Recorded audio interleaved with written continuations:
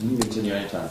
I'm ready for you. We got so many cameras, you can continue anytime. Yeah, well, and that's what editing was all about. Yeah, believe me. And so, as I said, back in 1959, I became very interested in the world of the occult as it applies to, or the hidden world, as it applies to politics and religion. And within the past 25 years, I have begun to look at the occult or hidden world of commerce and how banks and government works. The one thing I will say that the past 50 years has given me is, I would say that nothing in this world works the way you think it does. Nothing.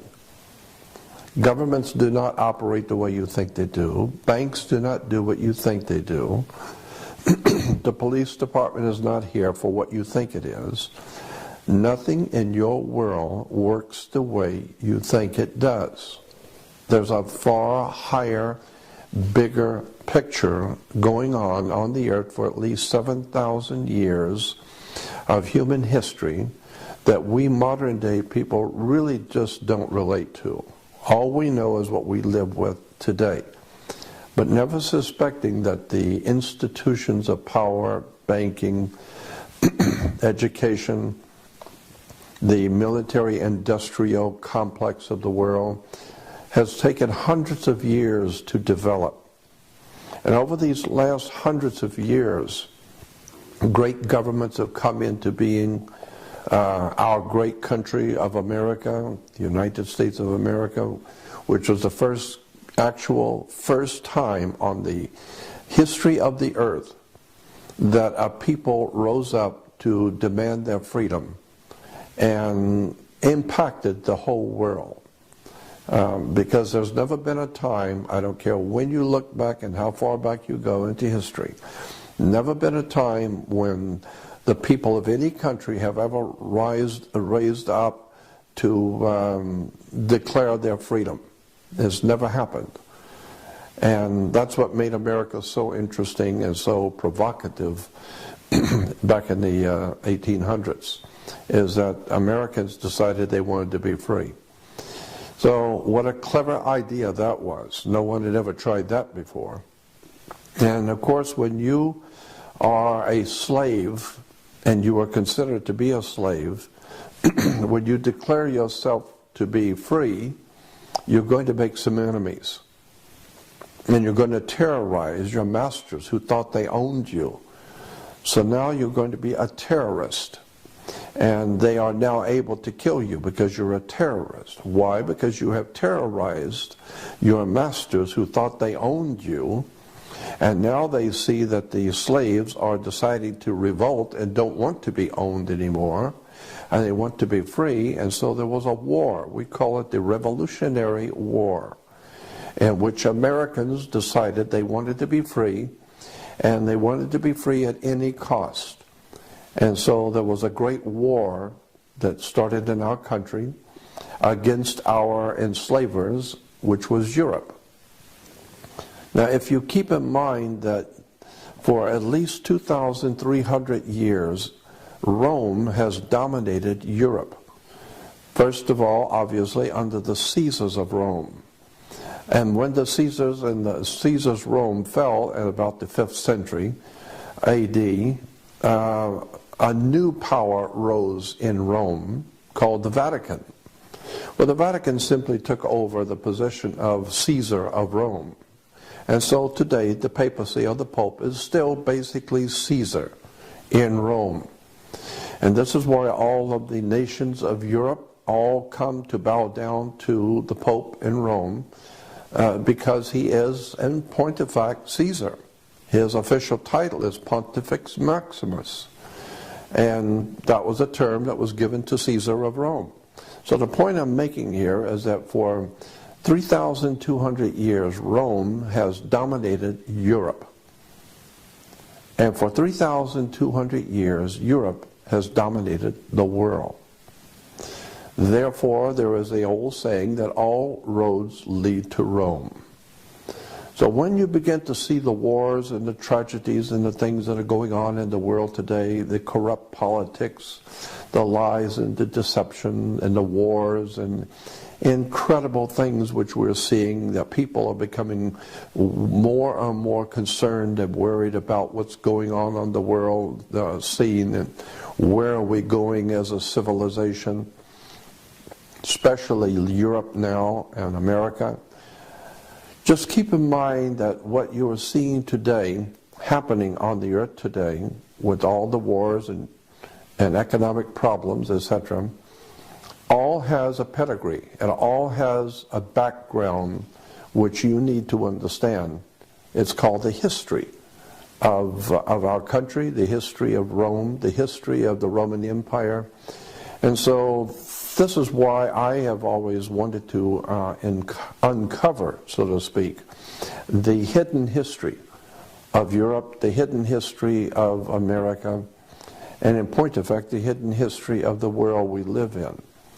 Because as I said before, so much of our religion, our government, our commercial systems, our educational systems are all based on ancient concepts and belief systems. And unless and until you educate yourself as to how your world operates, you're never really going to experience freedom. Because as a man thinketh, so is he. And so one has to start thinking in terms of how would it be in your life if you were truly free? And what would the world be like if humans were actually free and no longer had slave owners, if the whole human race were free to do what they wish? We're not talking about anarchy. We're talking about legitimate government which protects the rights of all good people and allows individuals to be who they want to be and to do the best they can.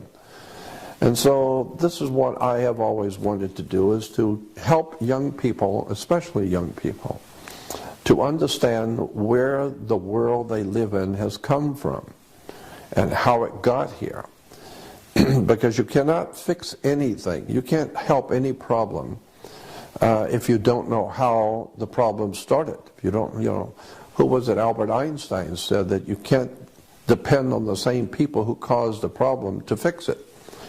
So I believe that knowledge is power.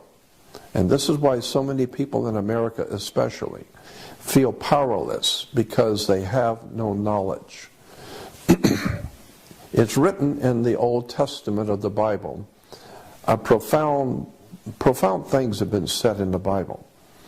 For instance, it is written in the Old Testament that my people are dying from a lack of knowledge. And that's certainly true. Today people are dying, they're wasting their lives away because they're ignorant, ill-informed, and unread as to how the world works.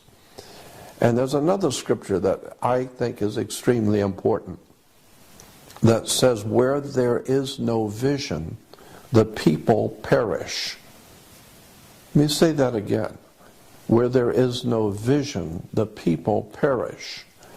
Simply meaning that as long as civilization does not understand where we have come from, where we are now, and where is the whole human race going in the future, if you don't have that kind of spiritual vision, then we're going to perish.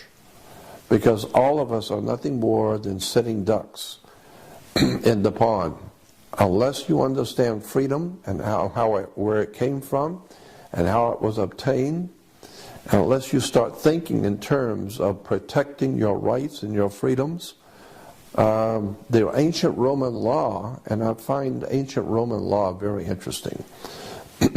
Roman law basically said, there was a maximum Roman law that says, for he who would be deceived, let him. And another maximum Roman law that says, if you do not defend your rights, you have none. And so this is what I have been trying to get young people to understand, is that you need to educate yourself about how the world really works. Because until such time as you have educated yourself and understand that knowledge is power, and this is very, very important, because as long as you don't understand how you are being used, how you're being lied to and mistreated, deceived, you're never going to be able to get out of the mess we're in. Knowledge is the key. And unfortunately, too many people are preoccupied with watching television and sports and trying to make a dollar just to stay alive. They don't realize what's really going on behind the scenes in our country of America and around the world. There's a very big story here that needs to be told. Who is running this planet and what are they doing to the human race?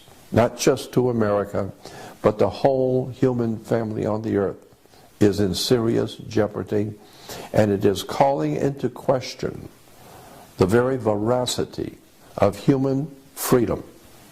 Unless and until we wake up and begin to take back the sovereignty of our own minds, forget about television, forget about all the nonsensical entertainment that we're bombarded with, and begin to start thinking seriously about your life and where you've come from and where you're going and what's going to happen to your children and your grandchildren when you're gone.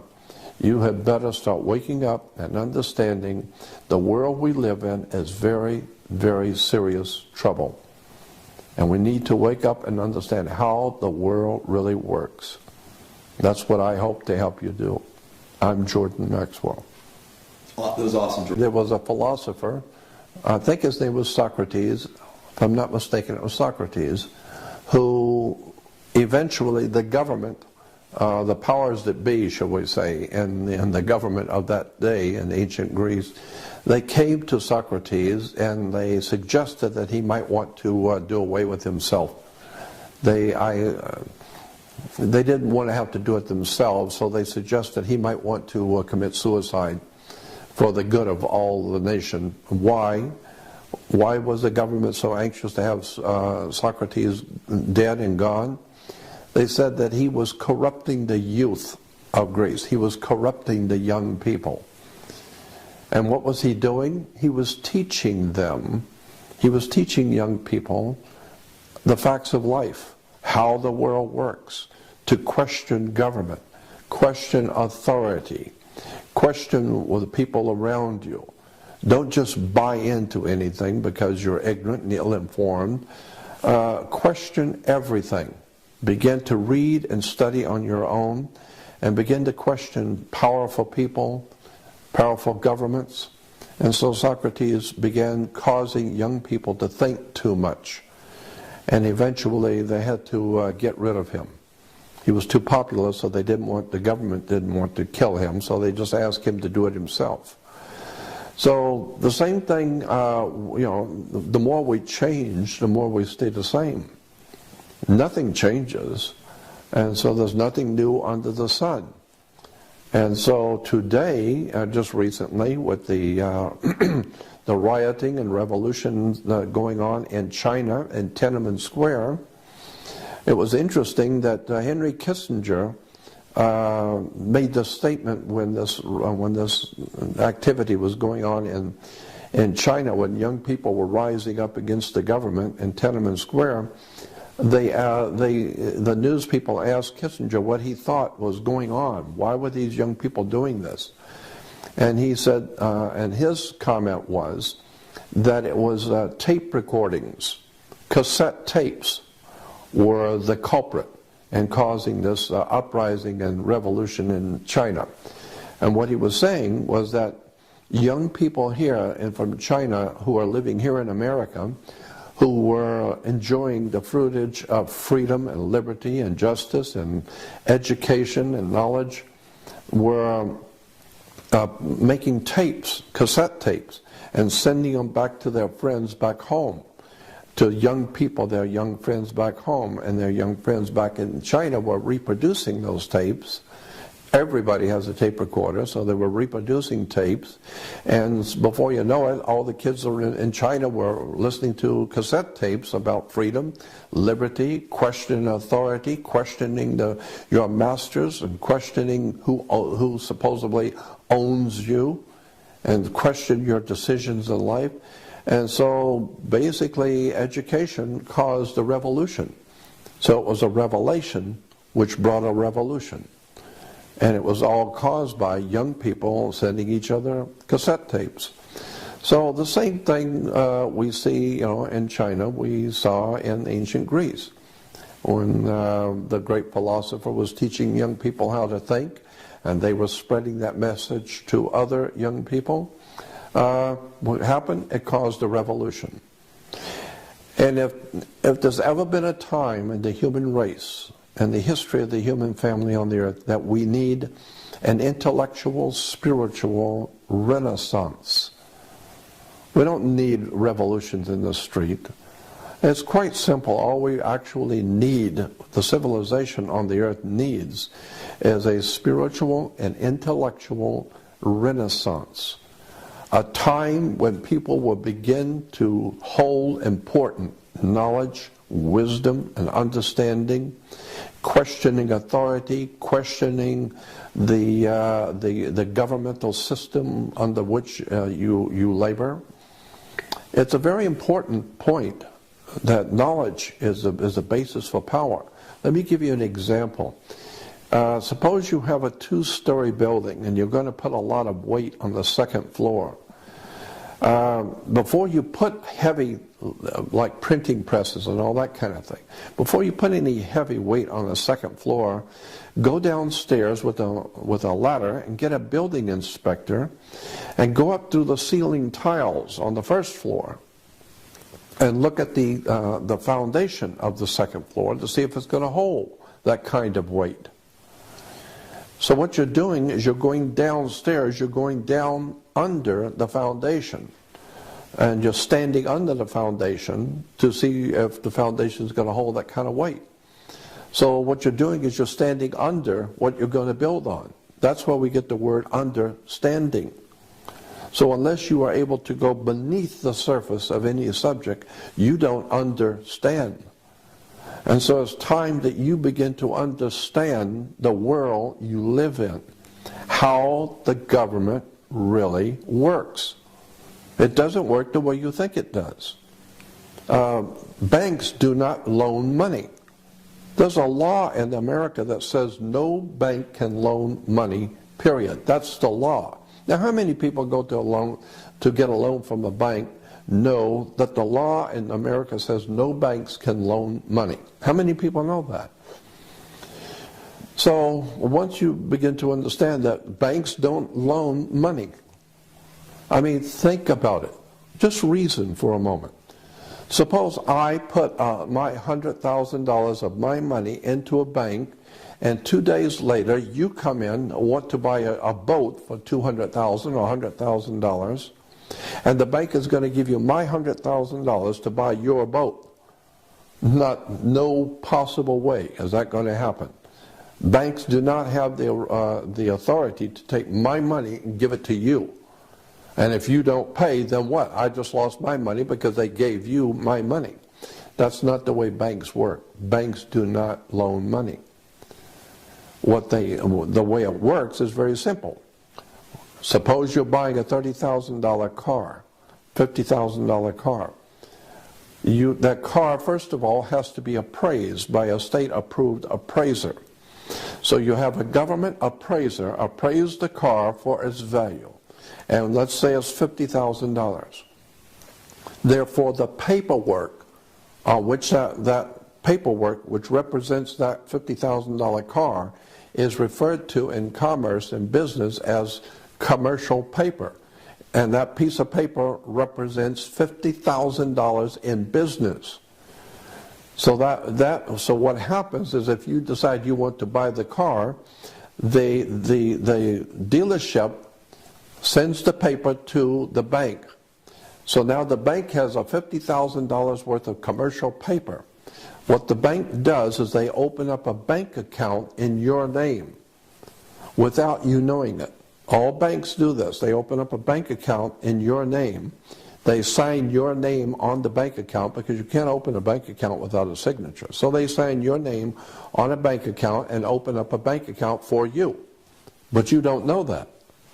Then they take the $50,000 in commercial paper, which represents $50,000, and they put it into your account.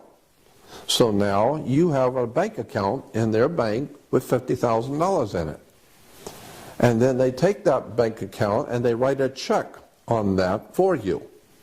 So the first check for the first $50,000 they write for you, and they sign it for you and give it to you so you can give it to the dealer.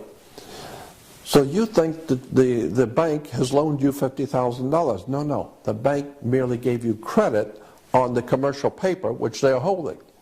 They are confirming that they have the $50,000 in the bank with the paper. They're holding the pink slip. Therefore, they will give you a credit of $50,000 based on your commercial paper. So they didn't give you anything. You gave them $50,000 on commercial paper. They just gave you a credit, and so that's the way it works. There is no money changing hands. Now let me give you another example that's even easier to understand. Suppose you were a painting contractor, and I hire you to paint my office, and you tell me it's going to cost $100 to paint my office. Well, the way it works in business, in commercial business, is that I agree to your bill of $100. So when you're through with the job, you come to me and you give me a bill. And the bill is for $100. The same thing if you go to Sears or any market or whatever, and you buy something, they're going to give you a bill. You're expected to pay it. All right, so you as a painting contractor have painted my room. When you're through, you give me a bill. And the bill I read is $400. I reach in my wallet and I pull out a $100 bill and I give it to you. Now you have been paid because I gave you a $100 bill. No, I didn't pay you anything. I paid you nothing. You gave me a bill for $100. I reach in my wallet and I give you a bill for $100. It's called a $100 bill. So now you owe me $100. It's a bill. Look on the $100 bill, and at the top it says a Federal Reserve note. It's a bank note, meaning you now owe me $100. It's a bank note. And so if you had given me a bill for $20, I give you a $20 bill. So all we're doing is just exchanging bills. That's why banks are called banks of exchange. So we're just exchanging paper. Nobody has bought anything. And because of that, the law basically says in America, you cannot pay a bill. So understand, when you say that you've got a bill that you have to pay, you cannot pay a bill in America. That's the law. But you can discharge a debt. That's different. Discharging a debt is different from paying a bill. Since you didn't pay for anything, since you're using the Federal Reserve note and you're buying something, you did not pay for the bill. You didn't pay the bill. So therefore, whatever it is you're buying, you don't own. You don't own anything. It was just a bill of exchange. So they gave you something, you give them something. They give you something worth $100 bill, and I gave them a bill for $100. So the bottom line on the way commerce works is that nobody pays anyone, period. Therefore, in point of fact, by law, no one owns anything in America. No one. So that's why you don't own your home. You don't own your car. And once you understand how the world works, it's an extraordinary story, a betrayal of the human family. Very, very interesting, dark stuff that we are not aware of. There's another law that says any official vehicle that is owned by the state, whatever state you happen to live in, the state has its own vehicles. And therefore, any state vehicle will have on the vehicle, I don't care what it is, a truck, car, motorcycle, it doesn't matter. It will have on the license or near the license, it will always have for official use only. A little sticker or a little print on the vehicle, whatever it is, and it will say for official use only. That means that this vehicle, whatever it is, 16-wheeler or a motorcycle, it doesn't matter. It's for official use only, means it's owned by the state. And anyone who's using it is officially using it for the state, not for themselves. Therefore, anytime you are going to register your car, you get a little tag in the mail, and you peel off the tag, and you're going to stick it on your car. When you get that tag, read it. Read on the tag, it says for official use only. So you're peeling it off and putting it on your car, so now your car has official use only, meaning the state owns your car. And since the state owns your car, they would like to know where their car is. So that's why once a year you have to register your car. You've got to register it to let them know where the car is, because they own the car. And incidentally, that also is why you have to have insurance and a seat belt. It's because you do not own your body.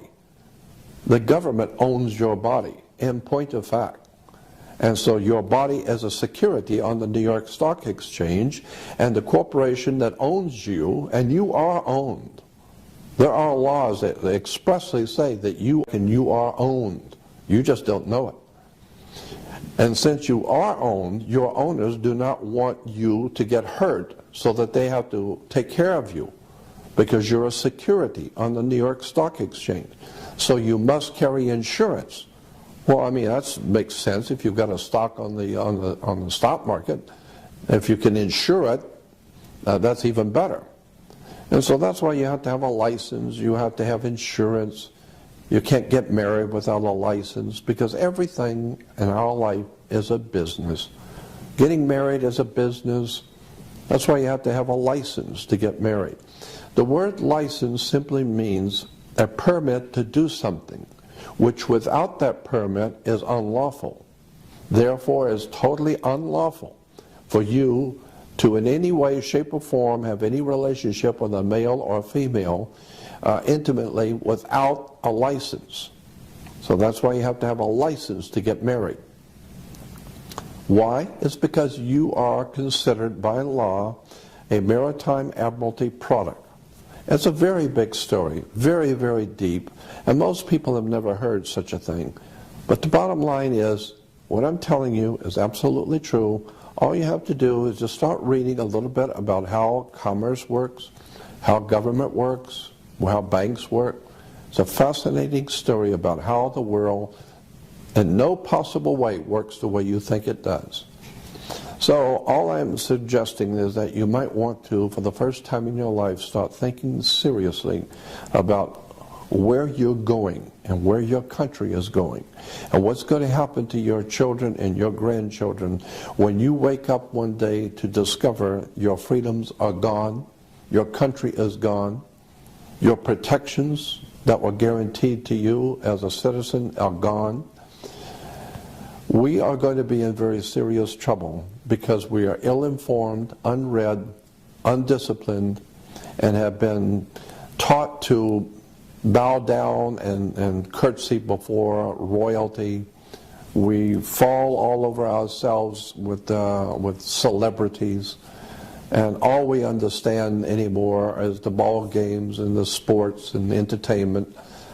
But nobody is suggesting that we might want to start reading the foundations of this country, begin to read and understand how government really works. Once you begin to see how a bank works, why do you have a bank? Why do we do any banking? Banks are found on both sides of a river. They're called river banks. What does a river bank do? It directs the flow of the currency, because your money is called currency, because it's a ebb and flow of a current, and it's called liquid asset. And when you can't pay for something, then you're underwater. It's an extraordinary story, as I said, about the deception that goes on throughout the world about the real world and how it actually works. So all I'm suggesting is that you might want to take some time out of your life and start looking at the reality of the world you live in, because the world is growing more and more dangerous, more and more ignorant, and extremely violent. And unless and until the people rise up and decide to take back their sovereignty and do something about their lives and quit waiting for government to do something, you know, because in America, we Americans love to talk about how we have the ability to elect our leaders. We're big on talking about how we can elect our leaders. But as Dick Gregory once said a long time ago, yes, we can elect our leaders, but you can't select your leaders. You don't select anyone. Your masters who own you will select who will run. You can merely vote on whoever they decide to allow you to vote on. And so when people go to the polls, for instance, people every 4 years are talking about going to the polls. How many people have ever wondered, what does the word poll mean? Why do you have to go to the poll? It's like Gallup, the Gallup company, you know, it's called the Gallup poll. Anytime some company is taking a poll, what does that mean? It doesn't mean that they are electing anybody. You take a poll to get a consensus of what the people are thinking. That's what a poll is. It's called a Gallup poll. There are many other companies that conduct polls for universities, for government. So that's what a poll is to get a consensus of what the people are thinking. How many people like this color or this product as opposed to how many like the Pepsi as opposed to Coca-Cola as opposed to root beer? And so they take a poll. And so the poll shows that that the masses all particularly like one product. That's all they wanted to know. Just which one do you like best? It doesn't mean much of anything. It's just a poll. And so every 4 years, Americans go to the poll to tell their masters who own them. And they do own you. Your body is a security on the New York Stock Exchange. You need to understand that. And so every 4 years, your masters who actually own your body want to know which one of these individuals that work for us, they work for the corporation, you work for the company, but which one of these would you feel better about having at the head of the company? Which one do you personally like? All 6 of them work for the company. They work for the government, period. But which one do you particularly like? Because this way, if you particularly like one and you vote for him, then we will make him the president of the company, and you will be happy because it was your choice. No, it wasn't your choice. You didn't have the opportunity to select your leader. You only had the opportunity to elect one of the 6 that they gave you, and all 6 work for the same company. So this is why nothing ever gets done, because people don't understand how their world really works. Extraordinary stuff. I suspect that this is a very important time in human history, and especially in the history of our country, when you don't know how your government works. You had better wake up and understand that you have left your government in the hands of other people to take care of things for you because you're too busy with your everyday life. Well, when you leave your personal business and your children and your life in the hands of someone else to take care of you, they're going to take care of you all right. Whatever decisions they make, they're going to take care of themselves, not you. Because you left yourself in their care, they will decide what you will eat. They will decide what you will wear. They will decide if you will have a job or not. Why? Well, because you left yourself in my care. I'm supposed to be in charge of you. So I will decide how much you will make. And you can bet that I'm going to make 1,000 times more than you do. Because I'm in charge. After all, you voted for me. So I'm just saying there's time for us to wake up. These are very evil days, and unless America is ready to wake up and face the facts that we have been lied to, deceived, and tricked into surrendering our lives, our minds, our sovereignty of thinking, and as I said in the beginning, what we need more than anything now is a spiritual and intellectual renaissance, a revolution spiritually around the world where people wake up to the responsibility to stand before your Creator and be a normal adult human being who knows what's going on, who understands the world, and can contribute something to the good for the whole human race. But it's going to require that you educate yourself and understand how the world works. Again, my name is Jordan Maxwell, and thank you for listening. All right, let me just go through my camera because I know decades now, because it's 5 decades. It's a lot, Jordan. Yeah, I know. God knows, it sure as hell is. We're ready whenever you are. I just reset all my cameras. We're good to go. I got 20 more minutes on this one, so if I do kind of abruptly stop you, I apologize. It's up to change the tape.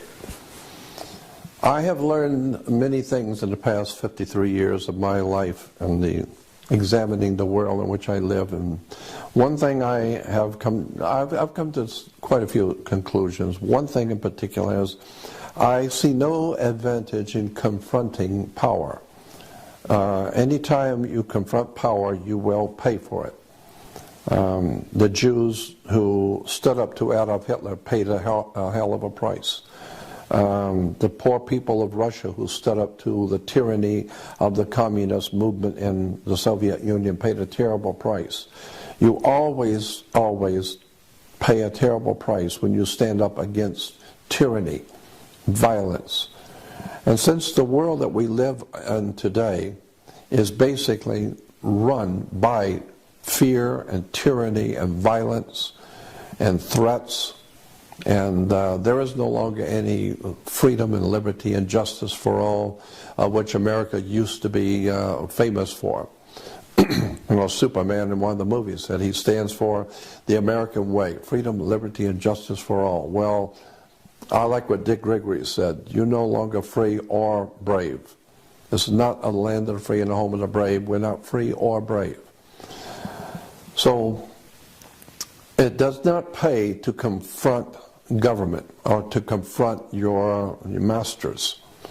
The way I have chosen to do my work is just to quietly try and help young people and anyone else who is listening, but I'm mostly concerned with the lives of young people, because older people usually are so jaded they don't want to change anything. They're not interested in changing anything. But young people see the value in changing for the better. Older people don't. And so I have always wanted to just quietly do the best I can to cause young people to read, study, educate themselves, intellectually and spiritually enlighten themselves, because this is very important in this time of these times in which we're living. For young people to understand the word grounding, you need to be grounded. You're a biological battery, and you need to be grounded. And we know scientifically that when you take your shoes off and walk in the grass or walk on the beach, you are grounding yourself because, as I said, your body is a biological, electrical battery of sorts. And so you're grounding yourself with your Creator, with your earth, with the earth that you came from. And so the best way to ground yourself is to also spiritually and intellectually begin to educate yourself. Begin to read and study. And of course that's a very radical and revolutionary idea, because the tyrants of Russia that took over the Russian people, the Soviet Union, Adolf Hitler, who took over the Nazis, took over Nazi Germany, That was something very, very dangerous to do under those totalitarian dictatorships, is to start thinking on your own and questioning authority. You don't question Adolf Hitler, and you don't question Mao Zedong in China. You don't question the communist emperors. You don't question the warlords or the mafia or the gangs. You don't question that. It's tyranny. It's fear. And unless and until the human race can get back their sovereignty to question everything, to question the ethics, the laws, the rulers, who these people are who rule over us, where do they get their authority to rule over us? Unless you're ready to do that, you might as well understand your children and your grandchildren are going to live under tyranny. They're going to live in a very violent, dark, and evil world that is coming. And so I believe that the only hope for the human race is for a spiritual and intellectual renaissance where people begin to question everything. Do not accept anything from anyone unless you can prove it to yourself. Because there's a lot of people out there with a lot of money and very powerful people who will lie to you through their teeth and couldn't care less because they have no respect for you and they know that you're going to buy anything they say and therefore they will have their way with you. I would suggest to save the human family, you might want to start quietly resisting tyranny. Begin to question everything. Read, study, find out how commerce works. Find out how the law really works. Find out how this country was founded, where freedom came from. Go back and start reading and studying, and you're going to find out the world has come a long ways down this dark hole into tyranny and violence because people have allowed it. It was Albert Einstein who said, the world is a very dangerous place, not because bad people do bad things, but because the rest of humanity does nothing. And that's the truth. That is the real truth. The real problem on the earth today is that, as the philosophers once said, all that is needed for evil to exist and prosper is for enough good people to do nothing. And so that's the problem. Today, overwhelming majorities of the American people couldn't care less. As long as they have the food to eat and the cold beer to drink and they're entertained, just as it was in the Roman Empire, as long as you have the entertainment and alcohol and the music and whatever it is, that all your drugs, we're the biggest drug-using nation in the world. Our people are on drugs everywhere.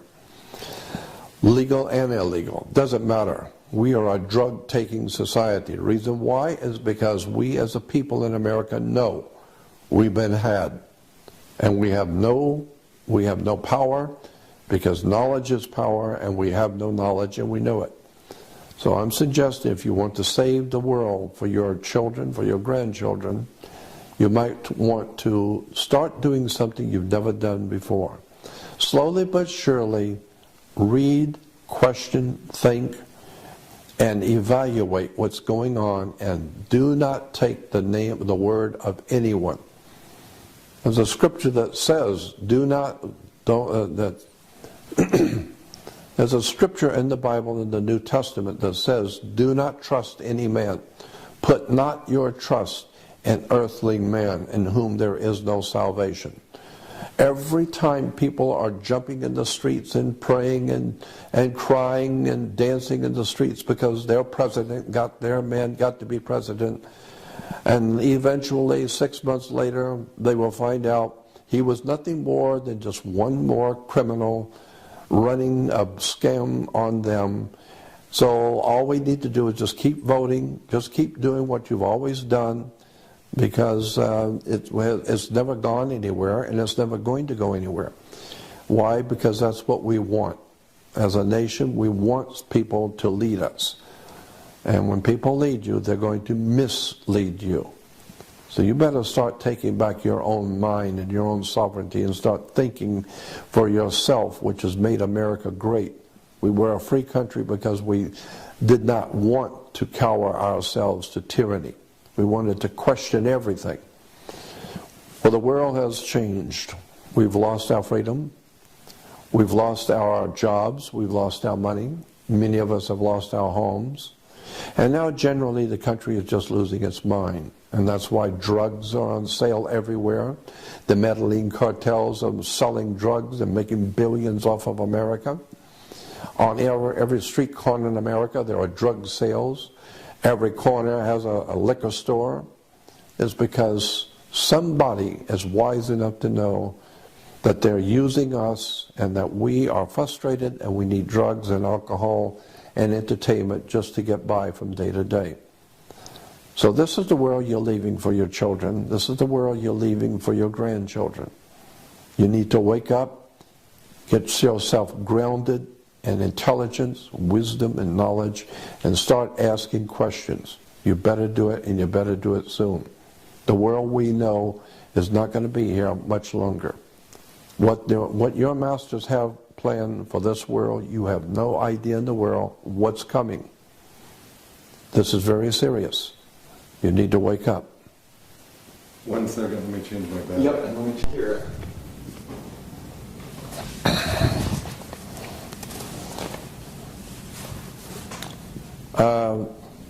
Let me talk for a few moments about entertainment.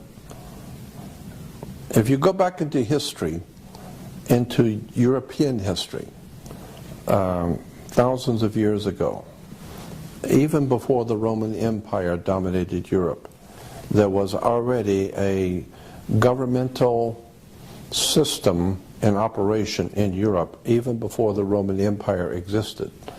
There were already lots of people living there, and they had a whole system of government in operation. And that system was consisting of lawyers and doctors and religious leaders and law enforcement, etc., etc. And that system was called the Druids. There was a Druidic system. The Druids were a Celtic or a Celtic, can be spelled either way with a K or a C, Celtic or Celtic European Druid system. And one of the most important symbols in that ancient Druidic system that ruled Europe before the Roman Empire, and the Druids are still in existence today in Europe, and there are even Druid societies in America today. So they haven't completely gone. But the point I wish to make is that in the ancient world, in the ancient European world, was a Druidic system. And one of the most important symbols in that European Druidic system was a magic wand. Like Merlin the magician with his magic wand, always waving the magic wand. The same idea as today with the orchestra leaders who have the magic wand, and of course you play to their tune. They're the boss. They have the magic wand. And Merlin the magician, as I said, was always a Druidic symbol for power, a magic wand. Magic wands were always made out of the wood of a holly tree. It was made out of Hollywood.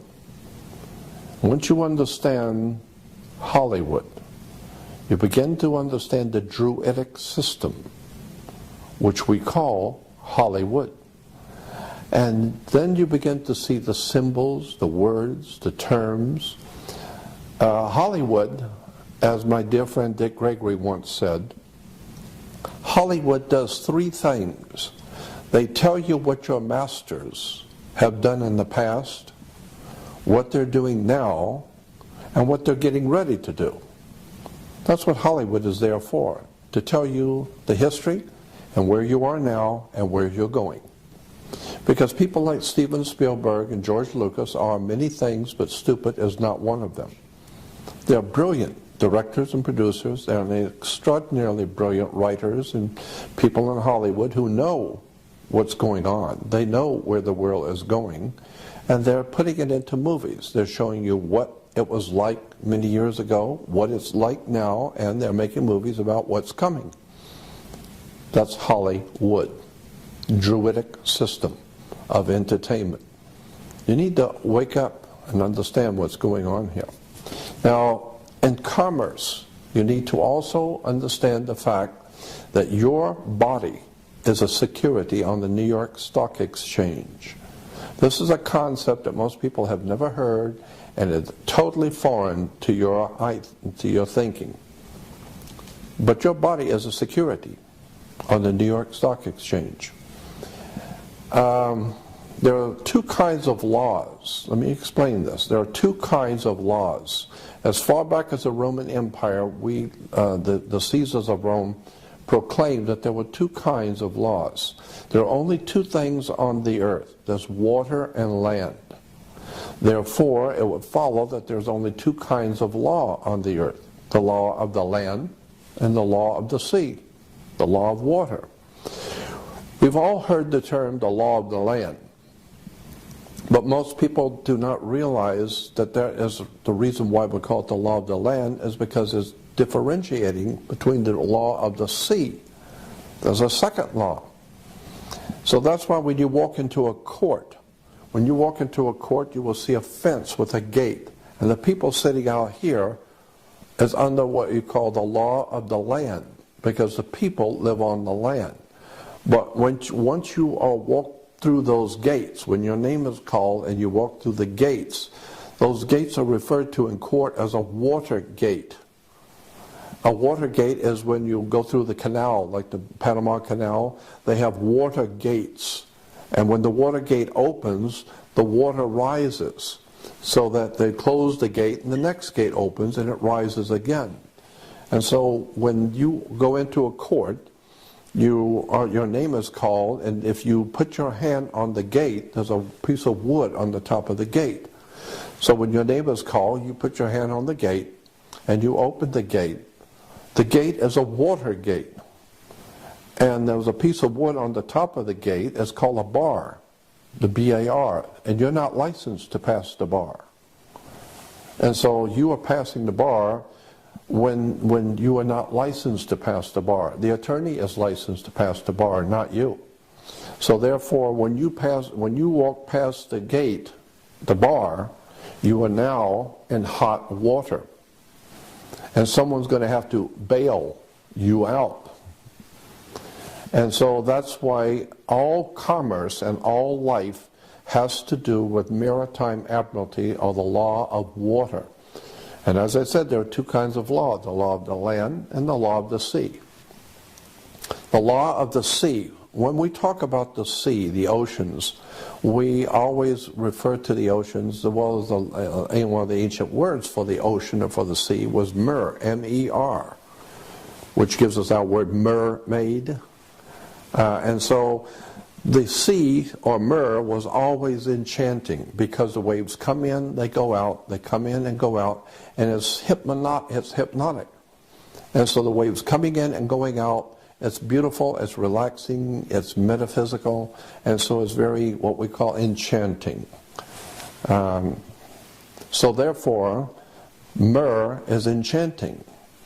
And so the law of the sea became known as a law of the merchant. And so the law of the merchant, or merchant, is the law of the sea, or the law of water, and water represents in law, whether you know it or not, in law, water represents money. Money is water. So that's why people say, money goes through your hands like water. No, money is water. It is the liquid asset, the cash flow. And of course we say if you're losing your house is underwater, or you're drowning in debt. You can go on for hours with this subject about how maritime admiralty, or the law of banking, is actually the law of water. And as I said before, that's why you have banks, because banks are on both sides of a river. It's a river bank, and with a river bank, it directs the flow of the water, or the currency. So your money is a currency. So the whole idea of life on the earth is that there are two kinds of law, the law of the land and the law of the sea. And once you understand that all activity of humans on the earth, crime, doesn't matter what kind of activity, whatever the activity you're involved in, is under the law of the sea. It's under maritime admiralty law. And you need to understand that. So that you need to understand what the word maritime law means. It means the law of the sea. Let me give you an example about how the law of the sea works. All ships, rocket ship, sailing ship, item has to have its own certificate of manifest. You have to have how much does the car weigh, how much does it weigh, what color was it, does it have air conditioning, is it 4-door or 2-door? So it has to have its own certificate of manifest. Why? Because it came in on a ship and she delivered the product on the water, on the high seas. And so she's now sitting in her berth.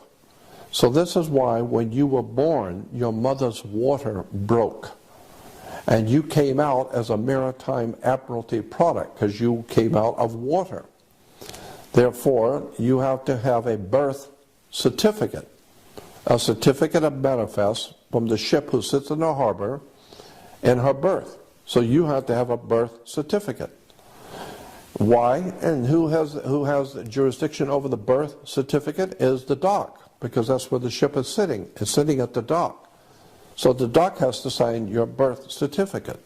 Why? Because you are a maritime admiralty product. The banks will buy your body.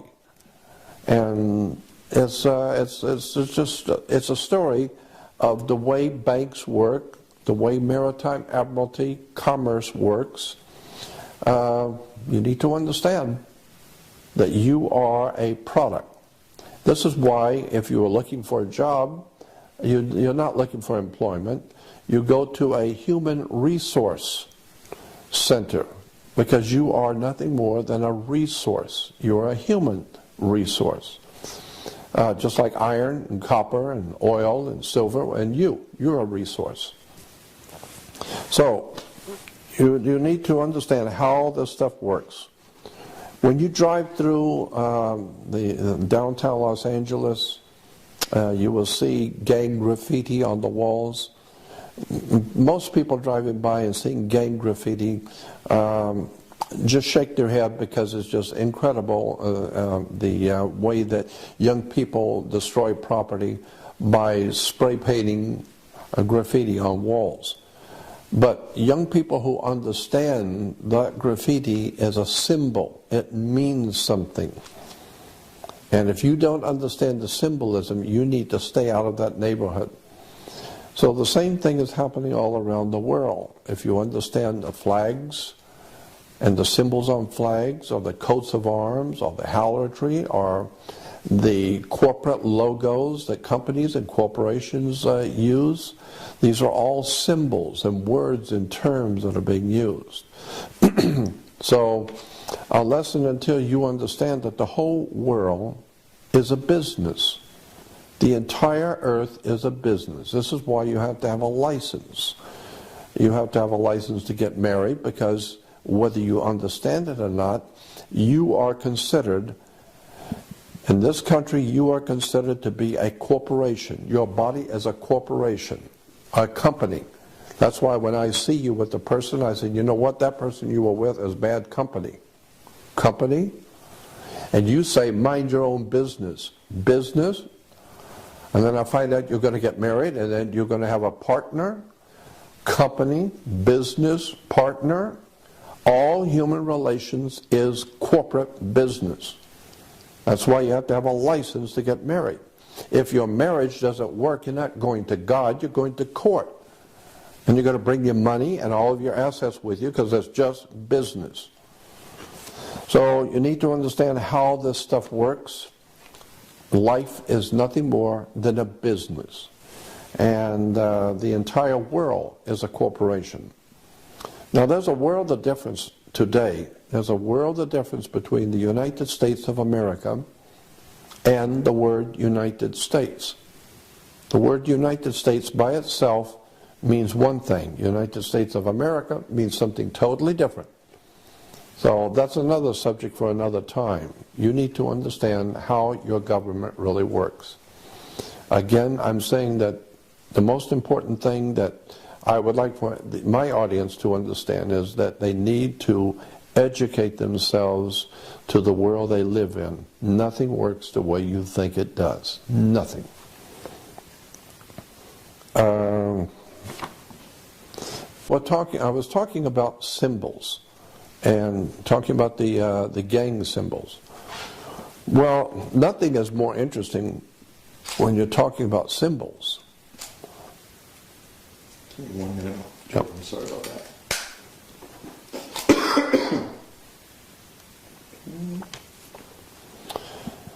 So I was talking about the symbols, the gang symbols, and how they are actually telling you something. Well, the whole world is operating with symbols.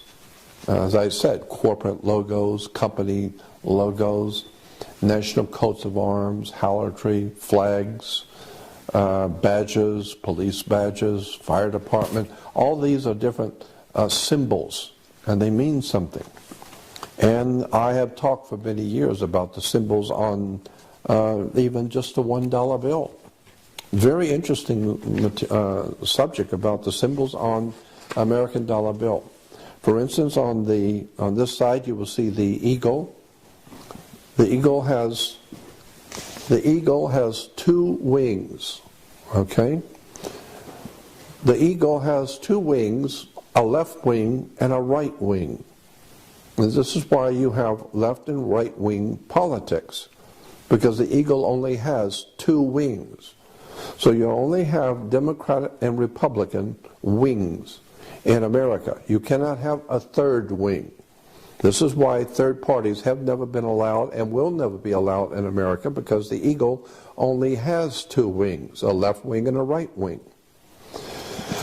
Then above the eagle you will see 13 stars. And the 13 stars collectively, together, make up what we call a hexagram, or the Star of David. There are 9 tail feathers. There are 13 stripes in the flag. There are 13 arrows. There are 13 leaves. There are 13 berries. There are 13 layers of the pyramid. Count them, 13 layers. On the opposite side with the pyramid, and very few people have ever wondered, why is there a pyramid on an American dollar bill? Well, beneath the pyramid, you will see on the pyramid, it says 1776 in Roman numerals. And the words beneath it, Novus Ordo Seclorum, which is in Latin, New Order of the World. So you've heard the Bushes talking about a new world order. Well, that's exactly what's happening. The whole world is being taken over into what is called a new world order, right here on the dollar bill. Now, what's important about this symbol on the back of the dollar bill, virtually no one realizes that the symbol of the pyramid with the eye at the top, what does it represent? Well, there are many, many websites and many people talking about this symbol, and virtually every one of them is wrong. It does not mean what the Christians say it means. It has nothing to do with the devil or demons or Illuminati or any of that. I've been looking at this subject for over 53 years. And I will tell you that this symbol does not represent the devil. It does not represent Lucifer. It does not represent anything evil or dark or bad. Although there are many Christian groups who want to tell you this represents the eye of Lucifer and the devil. The word devil is simply a D in front of the word evil. Write evil and put a D in front of it, becomes devil. The word God comes from the same root as good. So you take an O out of good, becomes God. God is good and devil is evil. Merely words. I'm talking about facts. Here is the facts of the pyramid on the dollar bill. The pyramid with the all-seeing eye at the top, you will see a light emanating from around the eye. The light is the sun. The pyramid with the all-seeing eye is actually the symbol for the Messiah in the Hebrew theology. In ancient Hebrew theology, Messiah, not Jesus. Jesus is Messiah in Christian theology. But in the Hebrew theology, knew nothing about Jesus, knew nothing about the Christian Messiah. In the original Hebrew, Messiah was always understood to be a triangle on top of a pyramid. That's what the very word Messiah implied. The word Messiah, twice in the Old Testament, the Messiah is referred to as the chief cornerstone the builders rejected. I think one time was in Isaiah and once was in the book of Psalms. Twice in the Old Testament, the Messiah, not Jesus, Messiah, was referred to as the chief cornerstone the builders rejected. Then twice in the New Testament, Jesus is also referred to as the chief cornerstone the builders rejected. Same interpretation, different words, one in Hebrew, one in Greek and Aramaic, and the New Testament. So the word chief cornerstone, this is why you will hear Christians who do not understand the terminology and are totally wrong. They will say that Jesus is the cornerstone of the church. Absolutely not. That's not what the Bible says. Jesus is not the cornerstone of the Christian church, period. The scripture very expressly says that Jesus is the chief cornerstone that the builders rejected, not cornerstone. Cornerstones are, of course, found on the corner of a building. Jesus is not on the corner of a building. The scripture says he is the peak of the building. He's not on the corner. And so Jesus is not the cornerstone of the church. He is the chief cornerstone of the church. And the very word chief cornerstone in Hebrew for Messiah and in the New Testament for Jesus means the same thing. It's a Hebrew word or a Greek word. And they mean the same thing. They mean in the Hebrew and Greek, a chief cornerstone is a triangle perched on top of a pyramid. That's what the word means. So this symbol on the back of the dollar bill represents the Jewish Messiah. Or, for Christians, Jesus, the Messiah. That's what the symbol on the dollar bill actually means. And this is why, of course, you will see, as I showed you before, on the top of the eagle, you will see 13 stars. The 13 stars are in the configuration of a hexagram, or what we call the Star of David. So there's a Star of David on the American presidential seal, and the symbol for the Jewish Messiah on the back, called the chief cornerstone the builders rejected. This dollar bill is completely filled with Christian and Jewish symbols. And if you don't understand the Jewish occult symbols and ancient symbols used by Israel, then you're never going to understand the dollar bill that's in your hand. The very idea of the eagle holding on one side 13 berries and 13 leaves, the 13 arrows, the 13 strips on the American flag. Very interesting. Why 13? It has to do with numerology, coming from the ancient Jewish system and from the ancient Christian system. It's a very interesting story. I'm just drawing your attention to the fact that so much of what you see and what you hear each day in your life does not mean what you think it means. So when the next time you hear someone talking about the symbols on the back of the dollar bill being demonic and being Horus and being the devil worship, just remember these are Christian and Jewish symbols from the Bible. That's another subject we could talk about. And that's another subject we could talk about another time. Okay. Well, I'm thinking about that. Let's do it now then. Yes, absolutely. Let's do it. I'm ready. Now, the only way that people are going to learn anything is by fellow communication. People communicating with other people, learning from other people, and passing that knowledge on. That's the way the human race educates itself. That's the way we have grown. That's why people like myself are referred to as researchers. The word is R-E, researchers. Why? It's because I'm not doing anything new. Myself and others like me who are referred to as writers, authors, and researchers are merely researching, meaning other people have done the searching, other people have dug out the facts, and many centuries ago, maybe many thousands of years ago. And so this is what happens in a court. If you're going to make a decision in a court, you have to do some research. Go back into the records and see what the courts before you have said. See what the judges have said 30 years ago about this particular subject. So what you're doing is you're researching. Do it again. And so today, the way young people need to understand is that there's knowledge out there that you haven't been given. And you need to research that knowledge.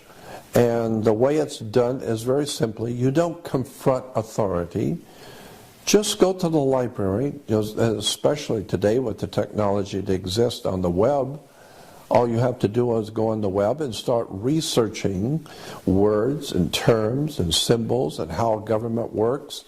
Where do religions come from? Where do the religious ideas that we espouse and the things that we talk about in Christianity and Judaism and Islam, where do these ideas even come from? How did these great religious movements get started?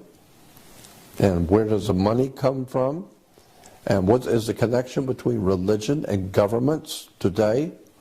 It's very interesting when you start looking at the oil companies.